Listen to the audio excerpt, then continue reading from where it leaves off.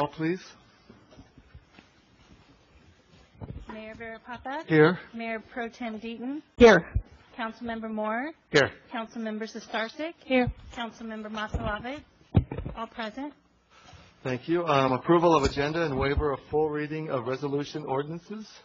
By motion of the City Council, this is the time to notify the public of any changes to the agenda and or rearrange the order of the agenda. Would anyone like to do so? I'd like to pull item C, please. Item C. Yes. Item C. Anyone else? Seeing none.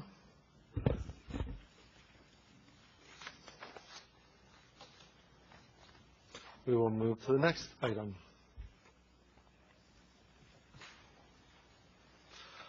Well, we have a couple of presentations, and our first one tonight is a very special recognition for a very special person. Dr. Sherry Kropp has been selected as the 2018 Superintendent of the Year for Orange County.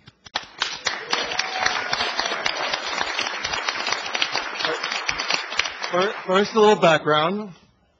She began her career in 1978 as an English, math, and biology teacher and a head coach for volleyball and softball in the state of Washington. So I heard she has a mean pitch. Prior to being named the superintendent, she was a teacher, assistant principal, and interim principal at Los Alamitos High School, and a director and assistant superintendent at the district office. So someone that really came up through the ranks here. That's really nice to see that.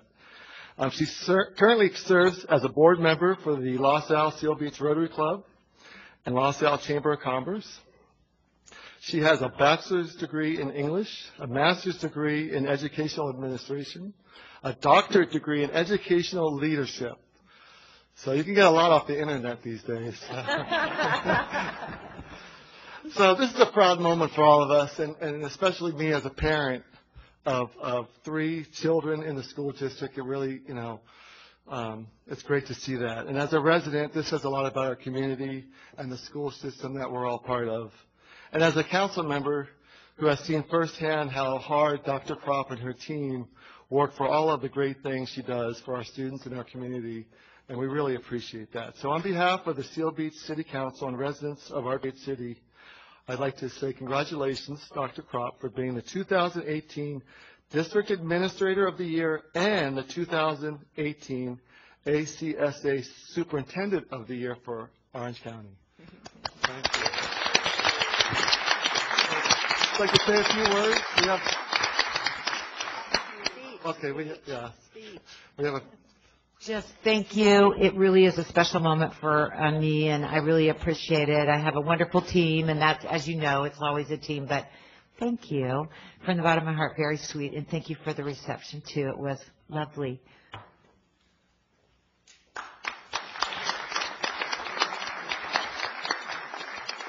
Aww. We have this nice plaque for your wall, for your nice new office. You might want to turn around so your peeps can see. Oh. Right. So my peeps can see me. And all these other peeps, too. Here, this is for you. This is a recognition for 2018 Superintendent of the Year. It's awesome. And also, is there another? That's it. This is so much better. So thank you again. Great job. Thank you. So proud of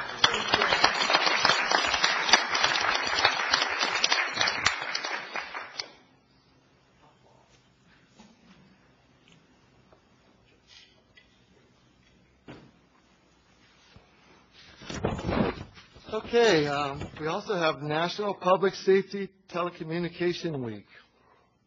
Emergencies occur at any time that require police, fire, and emergency medical services. And when an emergency occurs, the prompt response of police officers, firefighters, and paramedics is critical to the protection of life and preservation of property. Public safety dispatchers are the first and most critical contact our citizens have with emergency services and are the single vital link for our police officers and firefighters by monitoring their activities by radio, providing them information, and ensuring their safety. So at this time, I'd like to call upon Crystal Cassandra from the Westcom group. Hi. Thank you. Thank you. Can I say a couple words? Thank you, Honorable Mayor and members of City Council and City Manager Ingram, and the Chief of Police, Joey Miller, for having us here today. Each year during the second week of April, the city recognizes our public safety dispatchers for their dedication, professionalism, and quality of service. Westcom is a joint powers agency serving the cities of Los Alamitos, Cypress, and Seal Beach to provide dispatch services for member cities as well as contracting dispatch services to the Orange County Park Rangers. Westcom serves over 90,000 residents and covers a service area of 23 square miles, processing over 28,000 911 calls and 97,000 police incidents a year. Dispatch is the critical link between the individual in need and the responding officers. Dispatchers are the first level of contact with the public in the event of emergency and requires a unique skill set to perform the job. Being a member of the Communications Center is extremely rewarding, and as each team member exhibits pride, dedication, integrity, and top-notch customer service to residents and visitors of all three cities. Thank you for this recognition and the honor of serving your city. Thank you.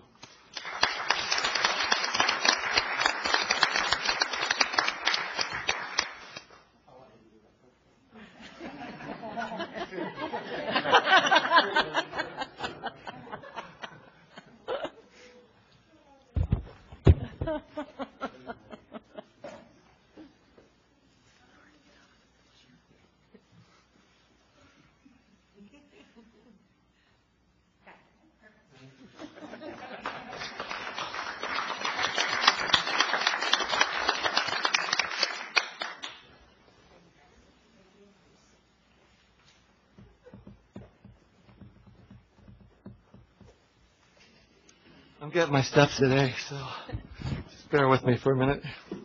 Okay, we have another one, DMV Donate Life Proclamation. Organ, tissue, marrow, and blood donations are life-saving acts recognized worldwide as expressions of compassion to those in need. More than 114,000 individuals nationwide and more than 21,000 in California are currently on the National Organ Transplant waiting list. A single individual's donation of the heart, lung, liver, kidneys, pancreas, and small intestines can save up to 8 lives. Donation of tissue can save and heal the lives of up to 75 others, and a single donation can help 3 people in need. California residents can sign up with the Donate Life California Donor Registry when applying for or renewing their driver's license or ID cards at the California Department of Motor Vehicles. I'd like to call upon Henry Broadbent at this time, please.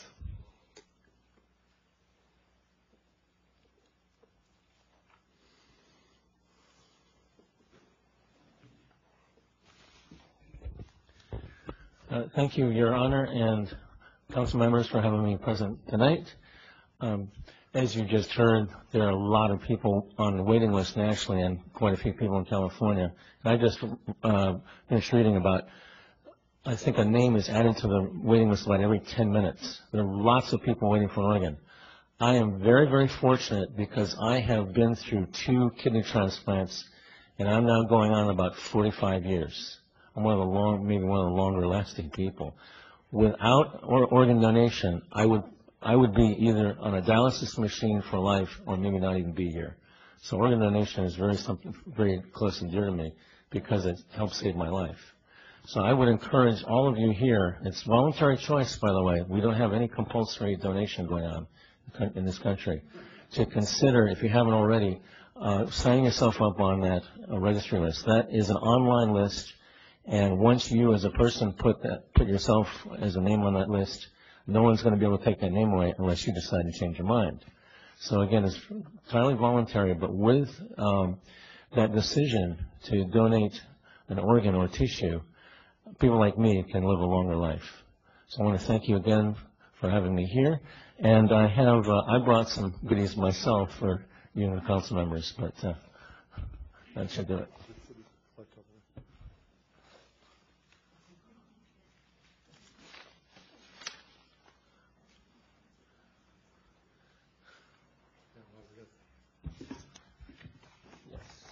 for you. Proclamation, Donate Life California Month, April 2018. Thank you for all you do, Henry. You're welcome. By the way, we also have a walk run coming up at the end of April 28th, at Cal State Fullerton. We do it this every year. I would encourage any of you to sign up. You can go through the Donate Life website. Do you have the website? I don't have it currently, but you can just go look up One Legacy or just Donate Life, and there's a sign up there. Last time that I checked, we had between 12 and 13,000 people showing up. Probably the biggest event in the nation like that. All right, thank you.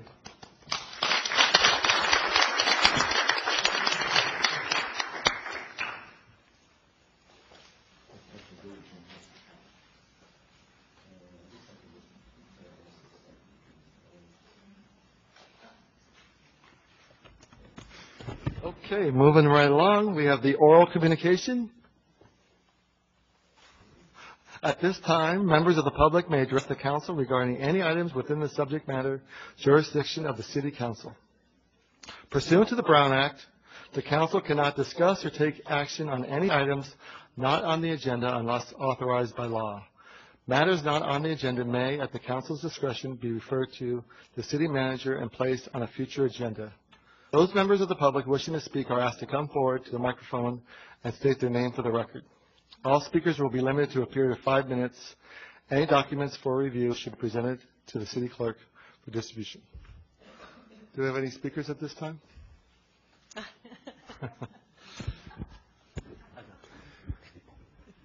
Mr. Mayor, council, staff, community. My name is Dr. Jeff Barkey, and I'm the president of the Los Alamitos Unified School District Board of Education.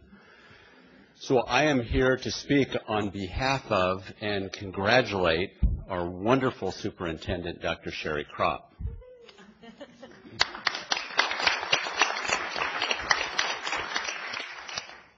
Now, for us, she doesn't need to get an award for us to know how special she is.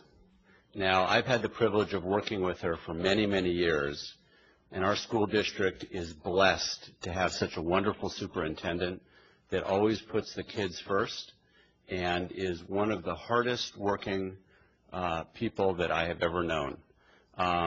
She has seen at more community events and activities in this community, school-related or otherwise, than you can imagine. And so on behalf of the Board of Education, it is an honor for us to represent the school district and have such a wonderful leader in Dr. Sherry Kropp. You're welcome. Thank you. Thank you.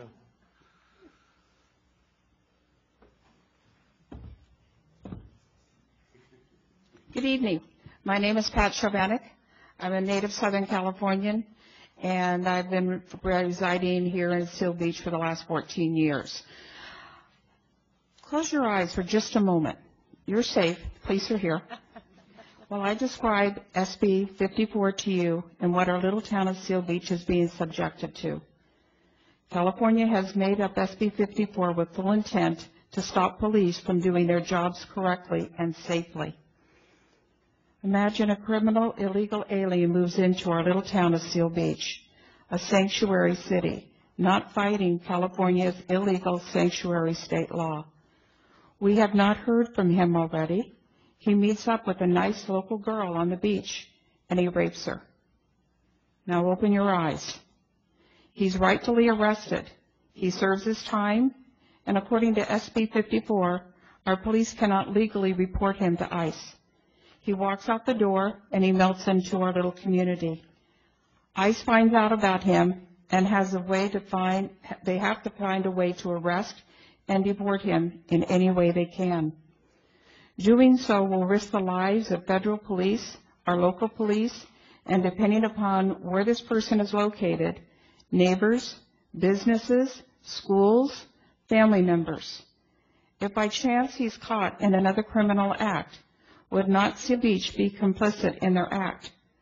Would you each not have the weight of guilt on your shoulders? I have heard that some of you may think that this may be costing more money than what it is you can afford to spend. How can Seal Beach continue to stand with the laws made up by Sacramento that are against federal law? You have several options which I will leave you today, including joining other cities in the fight. I ask you, call Huntington Beach tomorrow and ask what it would take to join them. They are asking for neighbors to join. Call Los Alamitos, who found the money and have already filed. It is too late to join Los Alamitos because there is a time limit to join in with other cities. Huntington Beach is looking for partners.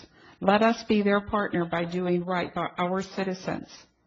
This act of putting illegal, criminal aliens before U.S. citizens must end now. Please join in and do what is right for our community and the safety of everybody in our community. I will leave with you some information, including the lawsuit that Huntington Beach has filed. I was able to get it online. And some of the other suggestions that I was able to bring up, as well as my longer version of this. If you have any questions, I'm here to do my best to answer, and I know that we're not on the agenda to my knowledge. I did ask that this be put on the agenda. I hadn't heard that it had been. Thank you.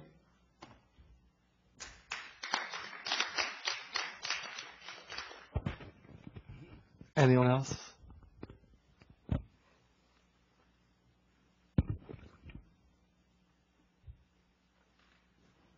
Mr. Mayor, members of the City Council, my name is Larry Bales. I'm a Vietnam veteran. I live in Tustin, California. I would like to read you the letter that I sent to the City of Los Alamitos after they passed the ordinance to be against the sanctuary city. I support your decisions to challenge California's sanctuary city law. I support your decision as being heroic and protective of our Constitution. I support legal, controlled immigration. I look upon sanctuary law SB 54 to be comparable to when the southern states seceded from the nation United States and the move resulted in civil war. Any law, even a partial one like SB 54, that illegally separates and removes itself from the United States government is unconstitutional. The sanctuary law, SB 54, is illegal, unconstitutional, and detrimental to the citizens of the United States. In fact, it undermines the citizens of the United States. I, nor any veteran, did not serve in the United States Armed Forces to come home and to preserve illegal immigration. We serve to protect and preserve the Constitution of the United States of America. Why would anyone serve in the military to support rampant illegal immigration in the future? I support the United States Constitution and legal immigration. We are a country of legal immigrants. In closing, I've heard other city council members, they're concerned about the cost and so forth, but some of our veterans have paid the ultimate price and to preserve our way of life. And we have 90,000 that never came home. Thank you very much. Thank you.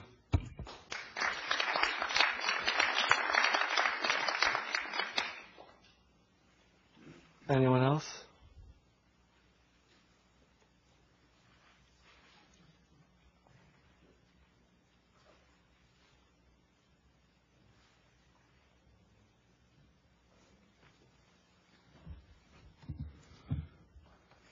Hello, I'm Bruce Bennett, Old Town. It's getting older by the day. I wanted to speak. I was kind of motivated by Mr. Brady, who spoke both at the strategy session and 2 or 3 other times to the council about the very issue you're talking about tonight. And in the past meetings, he covered what the staff report brings out. And I want to let you know I'm in support of the staff report for the agenda item tonight regarding the police. And the staff report refers to reshaping law enforcement penalties resulting in very light treatment of convicted criminals. The report stated that changes which were implemented by Assembly Bill 109 in 2011 basically shifted convicts from the prisons, basically, to parole agents. 2014 Proposition 47 reduced the penalties for crimes. This changed a number of crimes to misdemeanors. For example, stealing a firearm, possessing heroin. These became citable misdemeanors. In 2016, further softening of these penalties through the Inmate Assistance Program took place. Per the staff report, criminal acts now fell under nonviolent categories. In this proposition, they include, and they had a whole list of them there, rape while intoxicated, rape while unconscious, the human traffic involving sex acts with minors, and the list goes on. And that list can be found on page 5 of tonight's staff agenda report. I want to reiterate my support for that recommendation. In addition, a couple of items cropped up over the last few days. They've been around in private enterprise for a long time. And one of the items that's not addressed in that staff report, I think, is important, and it has to do with cyber crime. A couple of days ago, cyber attack wake-up call puts pipeline industry on hot seat. This was April 6th, and it was reported by Bloomberg, where there were attacks on a number of pipelines that basically incapacitated them. And should one of these pipelines be affected by somebody tweaking the pressure, we could have a critical situation. Which brings me to the second point regarding that. The pipeline security guidelines by TSA were just released. And these guidelines talk about critical infrastructure, the definition of it, the definition of what they recommend you do and have to. I think it will ultimately be implemented and be required. But they look at what are critically determined events, critical facilities, and they have a number of about 7 or 8 questions. One of them says if it disrupts or significantly reduces required services or deliverables to key infrastructure, such as power plants or major airports, it results in a major economic disruption. If you answer yes to any of these questions, then you have a critical facility. In our city, we have about 10 pipelines. You have 1 minute. Yes. We have about 10 pipelines, and one of these pipelines, some of them are pressurized and go to power plants as they pass through our city. And we also have water pipelines. And it would seem to me like those are the big infrastructure items, and they're very important to the city. And I think they should be addressed. I don't know if it's police department. I'm not sure quite where. Obviously, everybody wants to push it up to some other agency.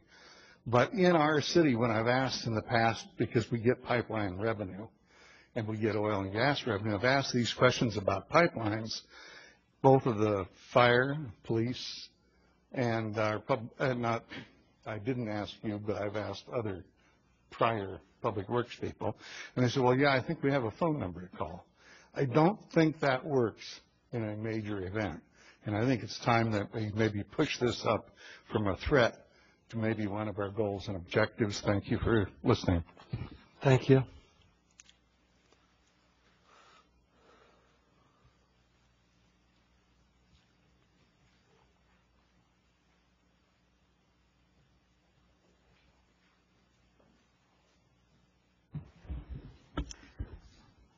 Joyce Ross Parquet, Old Town Seal Beach.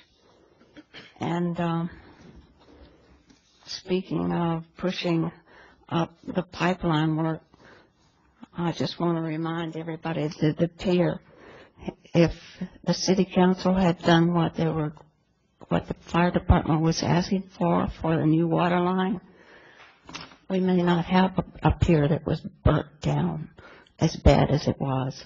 And if it hadn't been for Long Beach with their new fireboat, well, we probably wouldn't have had hardly any pier left.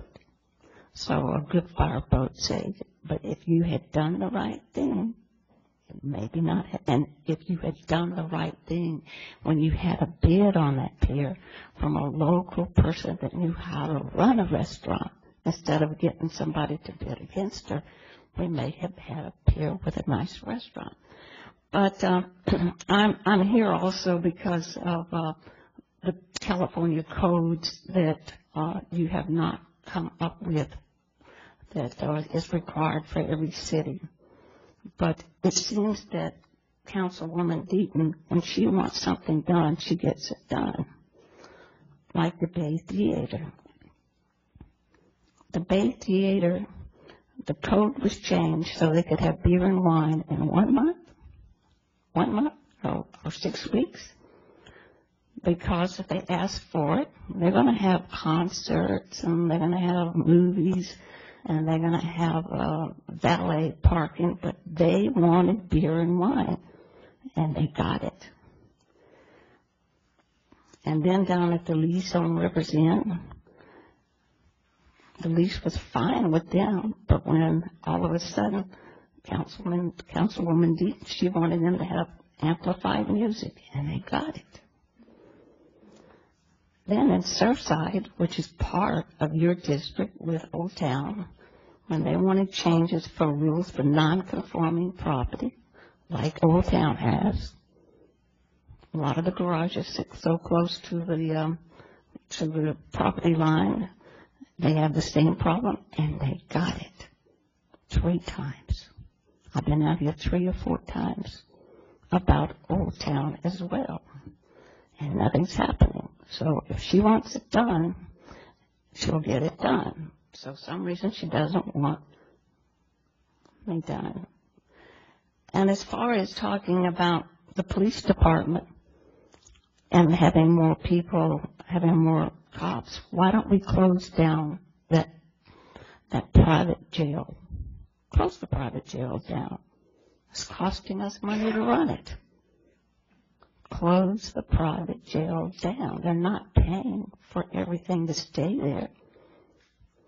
And then they never take a criminal over to Santa Ana unless the people that come there pay, but they don't pay enough. You probably could hire 2 more cops if you close it down. It was closed down for a long time, and they couldn't get anybody to come. They had to reduce the fare, I guess. It's a bed and breakfast. Just like that Sunset Aquatic Park over there is a yacht club that we pay for, too. Is that on the list of belonging to Seal Beach? It wasn't at one time. So what are we doing here? I went through the invoices today. So here we are, giving out more money to Leisure World. So I do have, and it's coming from Civic Stone. Do you know where Civic Stone came from? You weren't here when Civic Stone came in to help people. That's not just Leisure World. So June 8, 2015, you made an agreement with Civic Stone to give Leisure World more money, and you've given them how much this time? I think it was 4 people, $3,300. Well, Civic Stone came in on the redevelopment agency when we were dealing with the trailer park, and that money went to anybody in Seal Beach that could qualify for that money, not just Leisure World. They're getting the federal grant, and now they're getting money for Civic Stone. Is there still money in that redevelopment agency coming in? You're out of time. That's where it's come? It's an election coming up in June. If you don't like what's going on in Sacramento, go vote. an election coming up to vote for a governor who's going to run in November. Thank you. Would anyone else like to speak at this time?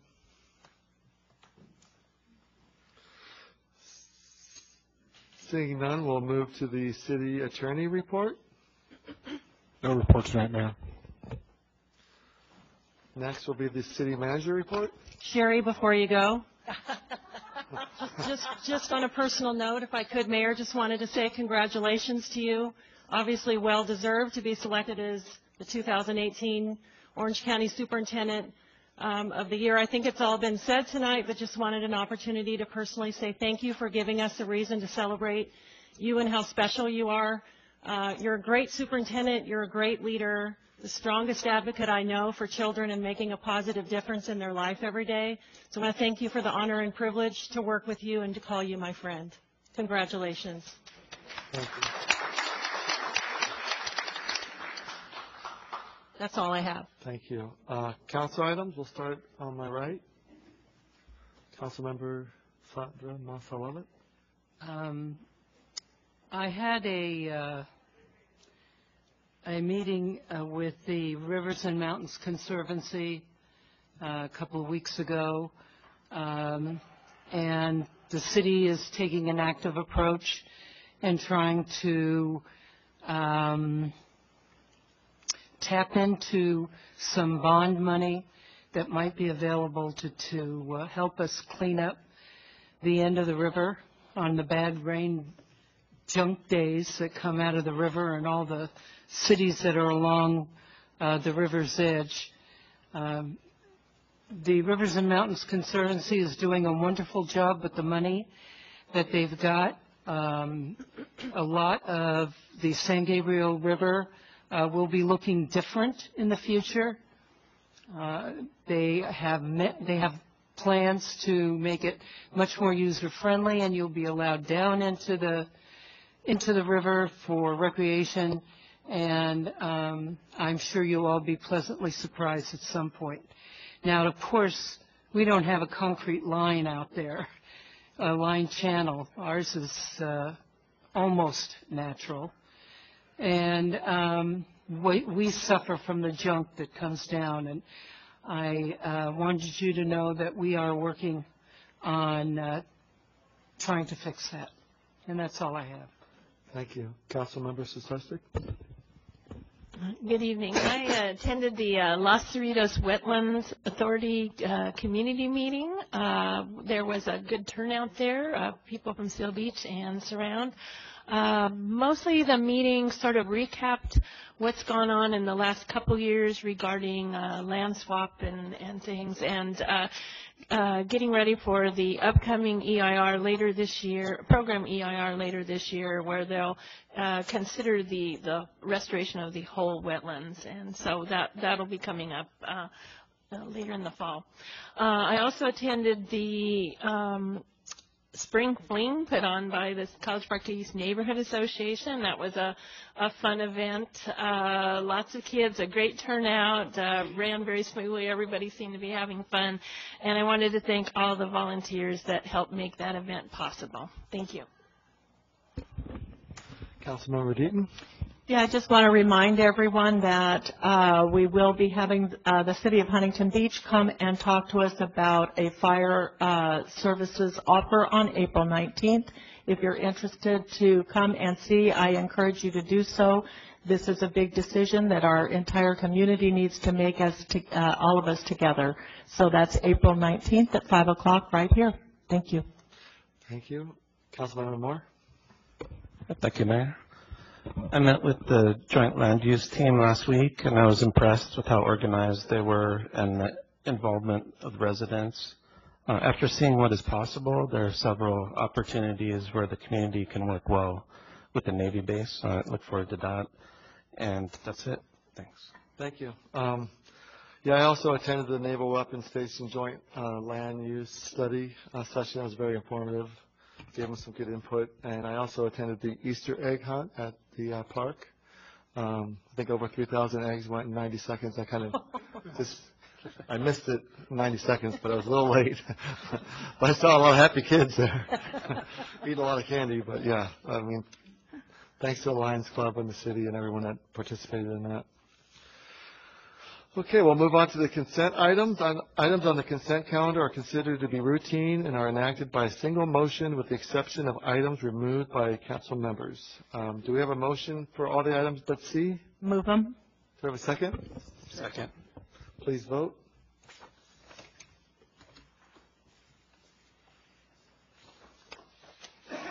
Do I do this one?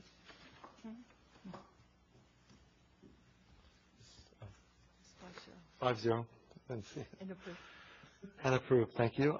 We did remove one item from the consent calendar. Item C was pulled by Councilmember Starsik. Would you like to take this?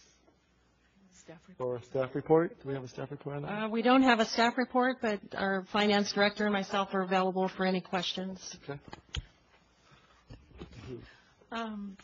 I was just, I think I understood the context of the item, but I was just, I was unfamiliar sort of with the goal, and I just wanted to try to see if we were trying to bring all fees or into complete cost recovery.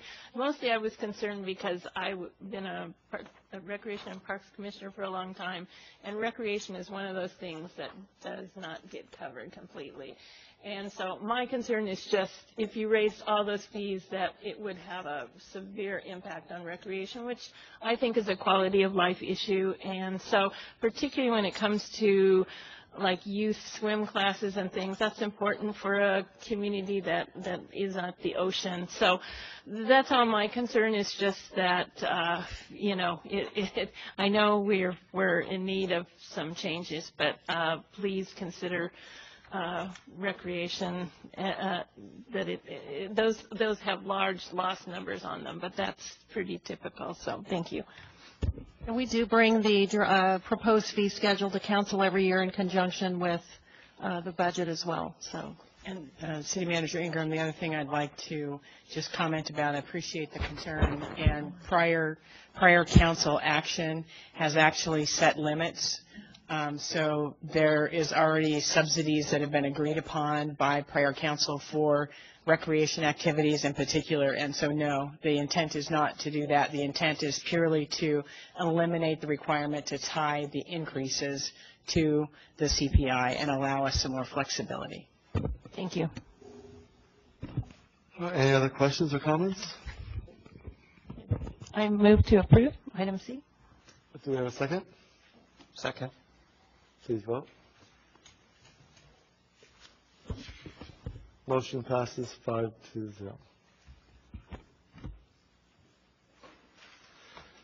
Okay, we'll go on to new business.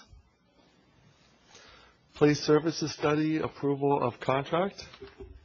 That the City Council adopt Resolution Number 6809 authorizing the City Manager to enter into a professional services agreement with Matrix Consulting Group to coordinate, facilitate, and prepare police services study and organization resource allocation audit. Do you have a presentation for that? Yes, Mayor, thank you. Just want to, in introducing this item, just to highlight again, this item is being brought to you as one of our 6-month objectives that was agreed upon at our March 7th, 2018 strategic planning session. Also want to highlight the point that although Chief Miller is bringing this item to the council for consideration, that there was oversight and partnership on this item. Myself, along with the Finance Director, Vicki Beatley, individually reviewed the RFPs, concur with Chief Miller's recommendation to you tonight. Chief, just want to say excellent job to you in this effort in ensuring that you're bringing a project manager to Seal Beach that understands our town and our needs. And so with that, I'll turn it over to you for a staff report. Thank you, City Manager Ingram, Honorable Mayor, and Council. Wanted to talk, we want to start off, we'll start off on Ashley's slide number 1. I'm going to try to make this as brief as possible. Though it's very important that we discuss it. I think some of the numbers are sometimes very intriguing and they're probably going to dictate why we want this police services study to be conducted today. In 1978, we had 45 sworn police officers. In 1999, we had 37 sworn officers. And then obviously today, we have 32 staffed, 1 injured, and 2 vacant positions, of which you approved. Once those are hired, we're in the process right now. Hopefully in the next couple of months, we'll have 35. With that, it's still a 22% reduction over the last 40 years. Obviously, the difference is from 1978 to today is technology. We have more terrorist acts, active shooters, as everybody would know, schools and workplace violence, relaxed laws on narcotics offenses, increased homeless, increase in mental illness, increase in fraud and forgery type of crime, internet crimes, identity theft, organized crime, and cellular phones.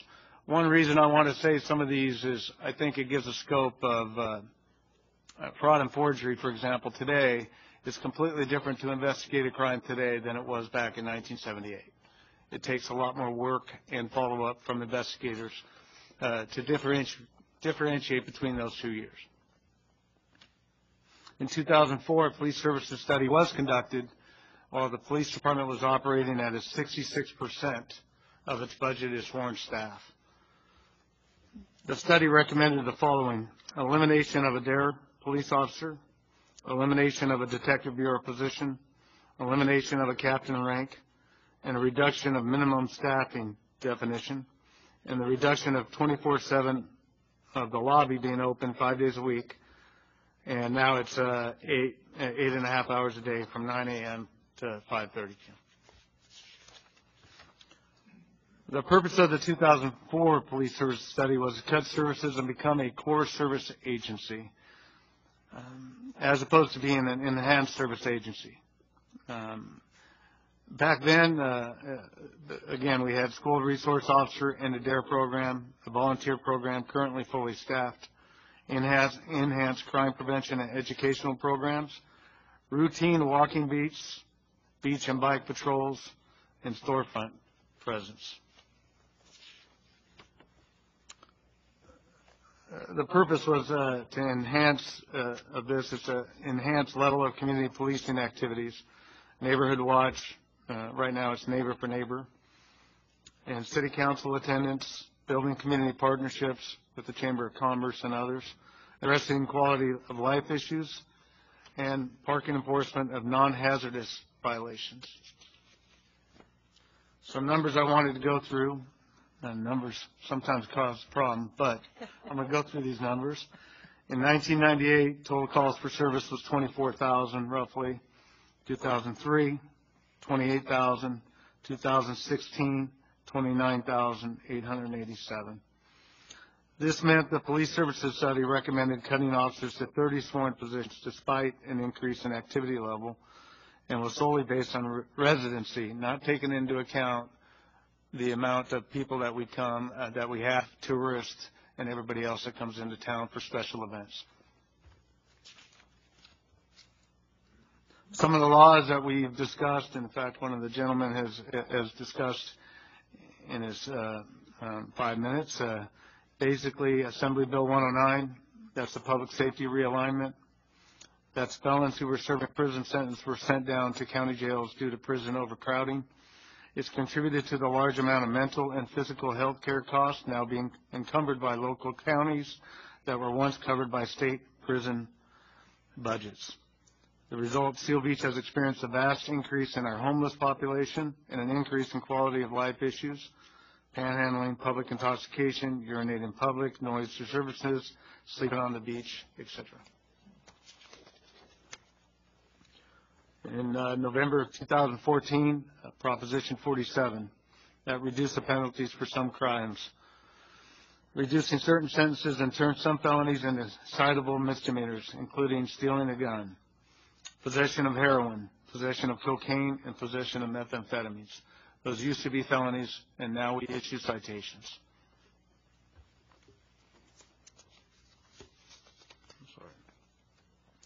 In November 2016, Proposition 57, the Public Safety and Rehabilitation Act of 2016. It's now considered nonviolent felonies. As the gentleman said, rape by intoxication, rape of an unconscious person, human trafficking involving a sex act with minors, assault with a deadly weapon, domestic violence involving trauma, and drive-by shooting. Additional nonviolent felonies are hostage taking, attempting to explode a bomb at a hospital or school, supplying a firearm to a gang member, hate crime causing physical injury, failing to register as a sex offender, arson, discharging a weapon on school grounds, lewd acts against a child 14 or 15 years old, false imprisonment of an elder through violence. In November 2016, Proposition 64, the California Marijuana Legalization Initiative. Currently, we're having nationwide issues with similar state propositions. We've had a staggering rise in emergency room visits related to marijuana. The state lacks the span of control over the sale and taxation of the marijuana, considering it a largely cash-only business. And then driving under the influence of marijuana is extremely difficult to prove. There is not anything that yet has come out that gives a valuation of somebody while they're under the influence of marijuana. Now I want to talk about some of the progress. In March 7, 2018, City of Seal Beach Strategic Planning Meeting. We know that we had a three-year goal identifying for enhanced public safety.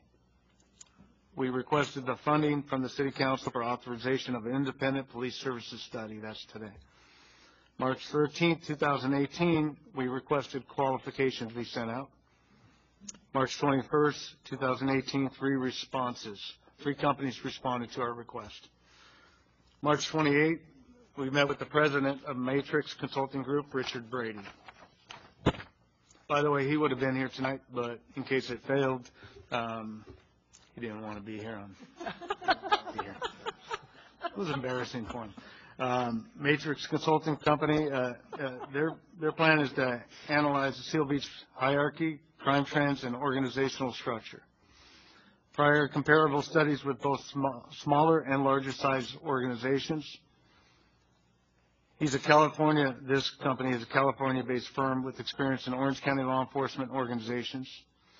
Also, Commander Gonshak contacted and interviewed two positively received telephonic references with both Beverly Hills Police Department, the Chief of Police, and Roseville Police Department, Chief of Police. They both highly recommended the company. Most significant area of expertise is in public safety. I know they do others, but their biggest expertise is in public safety. Right now we have a 14-week timeline or 340 hours. Our goal is to get it back by July 1st. The total project cost is $44,000. That's roughly $130 an hour. And here's some of the tasks and the results. The first task is conduct initial interviews to develop an understanding of the Seal Beach Police Department and the reasons for the study.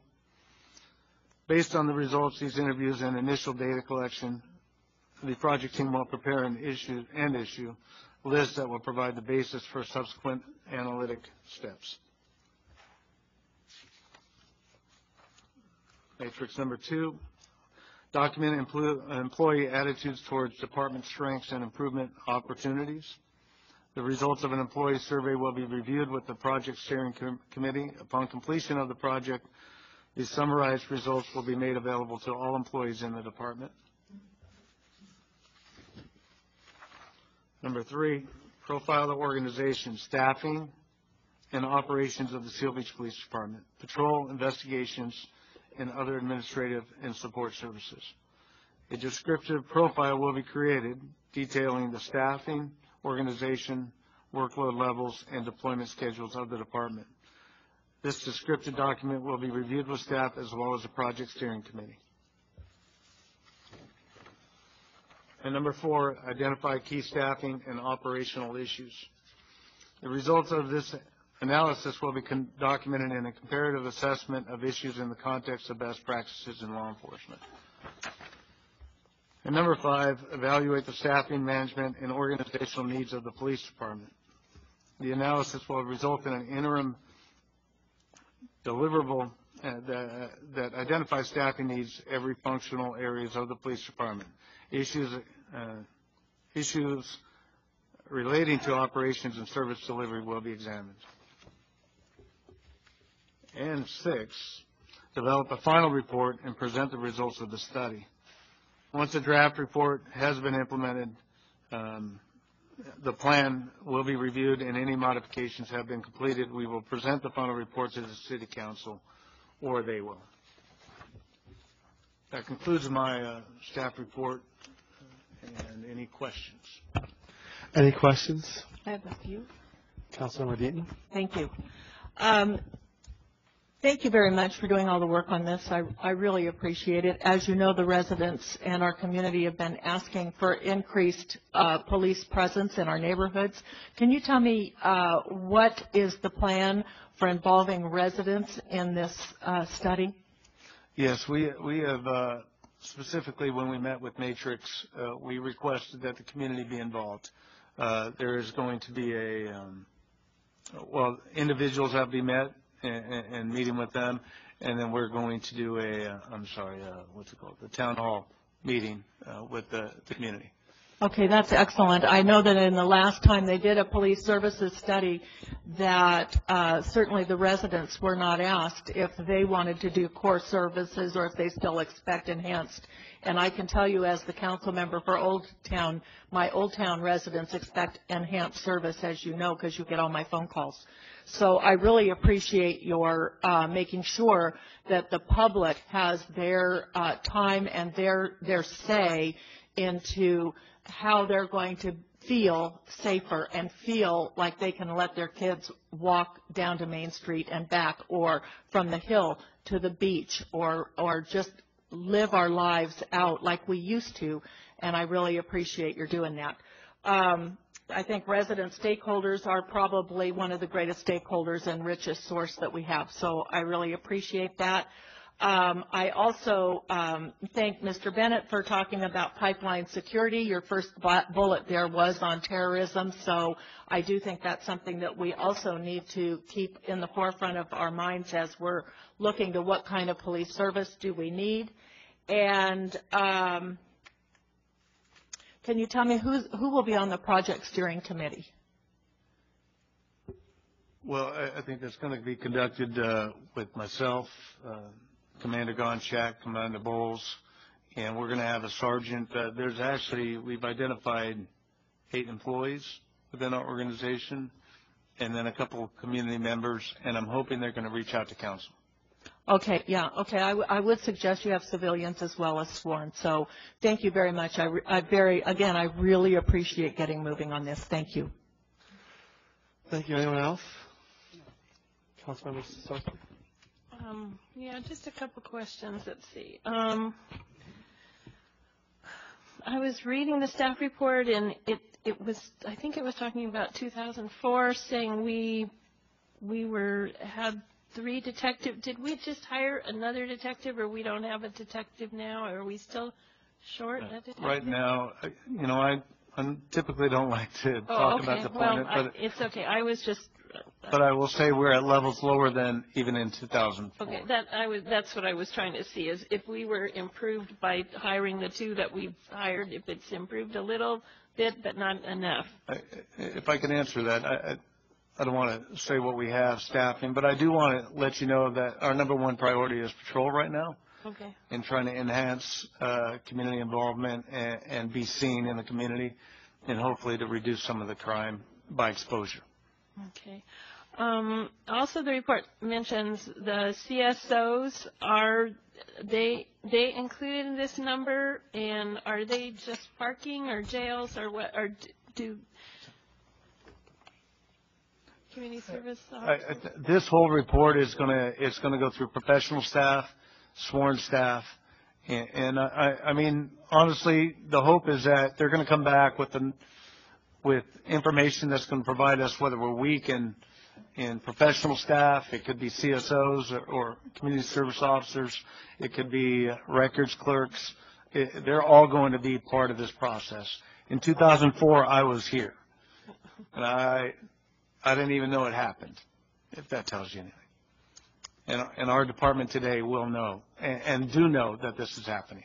Okay. There was just a lot of emphasis on here on numbers and on the ratios, and so I just wondered if we were aiming towards a certain ratio, or it's just the study is going to play out, and that's all I was trying to figure out. Your command staff has particular numbers that we would like to achieve, Okay. but we're trying to be as independent as possible Okay. and let them come up with a number. Okay. And there was one statement that said we will present the final report to the City Council if desired, and I would say I would desire to see the final report. So. I would have wiped that out. I didn't see that. Anyone else? Mr. Moore? Yeah, just, that was a great presentation. Thank you. I just wanted to mention to possibly look at a few outside areas in addition to staffing. And one is technology, the software, the systems, and what other cities use for police. And maybe we could include that in the report on if there's a way that we can be more efficient using technology. I would agree, and I'll discuss it with them immediately tomorrow. And if the rest of the council agrees. Yeah. And I think another item was possibly, I know Huntington Beach has another district attorney that prosecutes misdemeanors. I don't know if that's practical or not for Seal Beach, but I know that Long Beach also has one for just Belmont Shore as well, and that might be something we at least look into. I'd be happy to look into it. I do know that there are very few cities that actually have that because they have staffing, full-time city attorneys that are on staff, and I think we'd have to weigh that. But like Anaheim, I know does that. Huntington Beach does, and Long Beach. But they're typically huge cities that actually they do all the filing for misdemeanors and infractions and things like that. I think for us, I mean, I'd be happy to look at it, but I don't believe that's within the scope of the actual, matrix. But we'd be happy to look in that in the future. Okay. All right. Thanks. Could we ask our attorney how we do handle that now?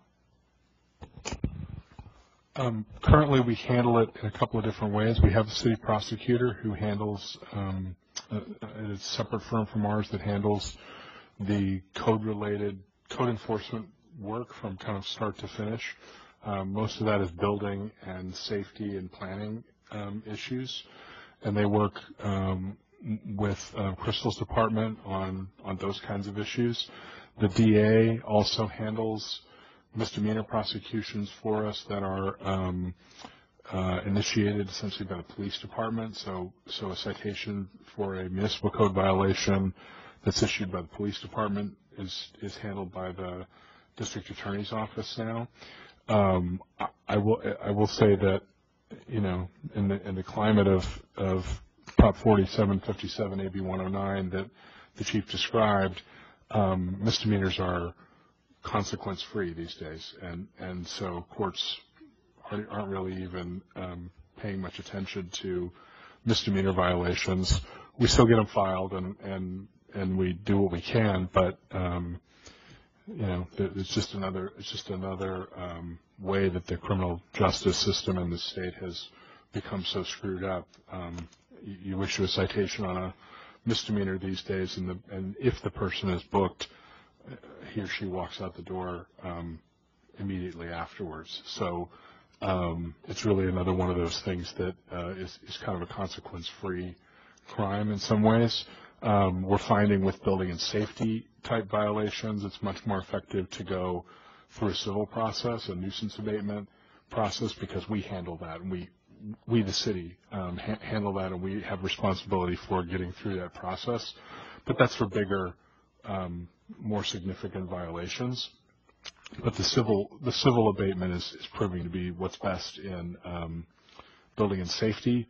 Some cities have a robust administrative fine system where the city actually creates a hearing officer and creates a list of penalties for violations of certain provisions of the municipal code, and we go through an administrative hearing process. That creates some bureaucracy within the city and some cost, but it is a way to get a little more local attention paid to a violation than the courts are currently paying. That wouldn't include, though, a break-in or anything like that, the normal stuff that we think about petty crime. Right. No, it would not. All of the state law violations, misdemeanors or felonies, go through the DA's office, and that's really the common way of handling it in general law cities. The cities we're talking about that have an in-house prosecutor are charter cities that employ large legal staffs. The LA city attorney, the Long Beach city attorney, Pasadena, Anaheim, they all have significant in-house legal staffs. But the problem is they're getting the same result in the court system. There are no consequences. And so most of those cities have gone to an administrative code enforcement kind of system. But again, for your state law type violations, that's not a possibility.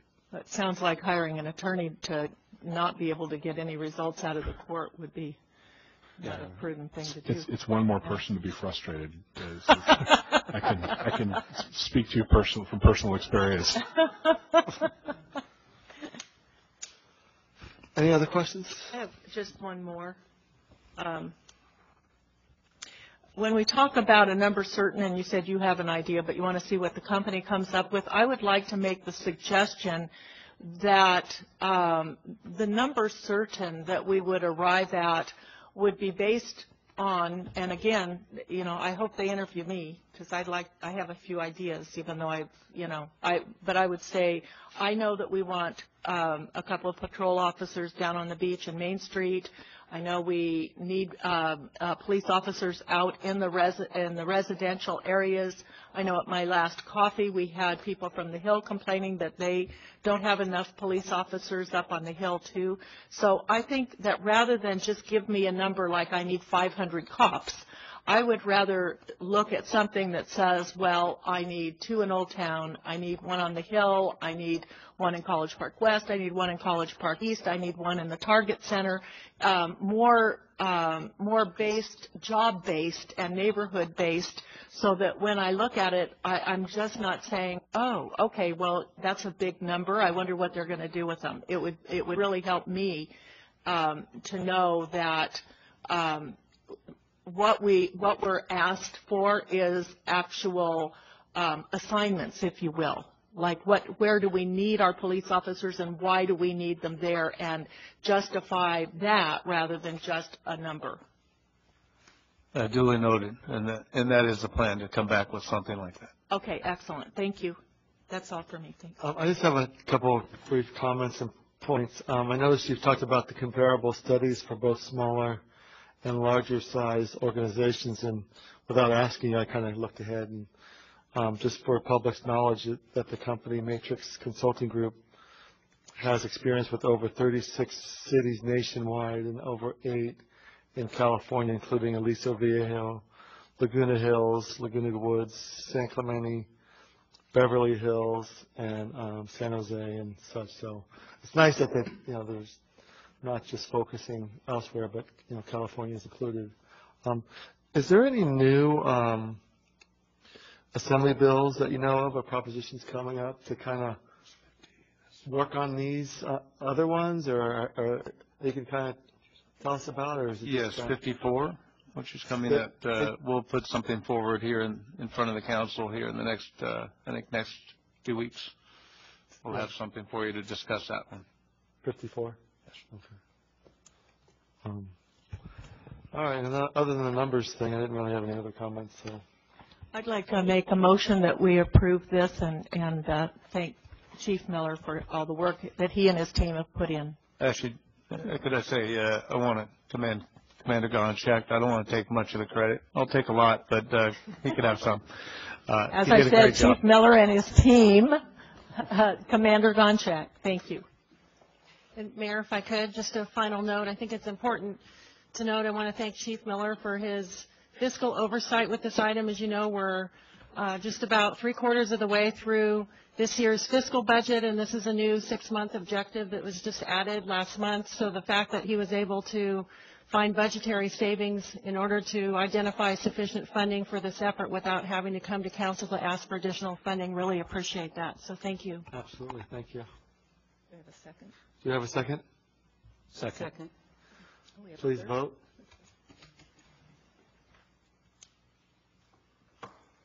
Resolution number 6809 passes 5-0. You want to read that at all, or we're good?